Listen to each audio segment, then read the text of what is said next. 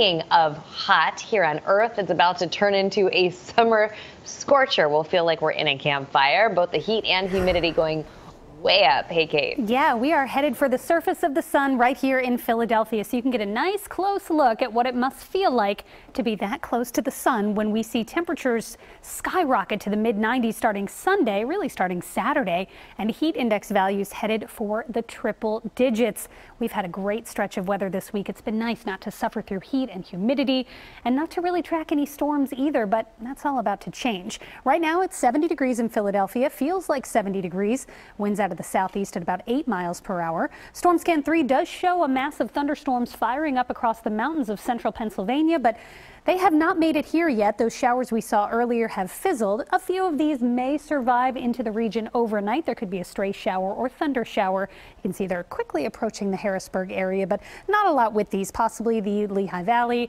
Berks County, Lancaster County could pick up a shower this evening. Otherwise, again, we've got a couple of sprinkles here and there. Once again, we've got an excessive heat watch that will go into effect Sunday afternoon and will continue right through Tuesday afternoon. That appears to be the core of this dangerous heat wave. Future weather again showing scattered showers moving through the region here as we go through tomorrow evening. A couple of these may fire up into actual thunderstorms. However, most of the area will just see spotty showers on and off, especially in the afternoon tomorrow. That front then pushes to the south. We'll see a mix of sun and clouds on Saturday, a dry day. Sunday looks dry as well, but both days will be scorchers. Precipitation chances this week again remain relatively low Friday, Saturday into Sunday and Monday, but then those precip chances ramp up as we head into next week, and we'll get just a tiny amount of relief from the heat. But take a look at the heat that's on the way. Tomorrow's high will be 88. It'll feel more like 90. That's not terrible. It's pretty seasonable. But over the weekend, daytime highs are in the mid-90s. Feels like temperatures are in the upper 90s to near 100. The worst of it, though, Monday, Tuesday into Wednesday.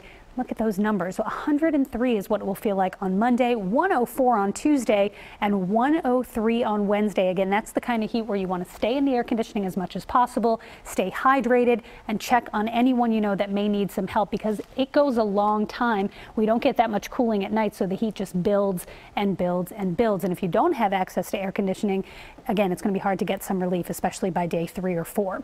A good place to beat the heat will be the beach this weekend if you're headed down the shore. Looks pretty good. 86 degrees Saturday with an isolated shower or thunder shower. A wonderful beach day Sunday.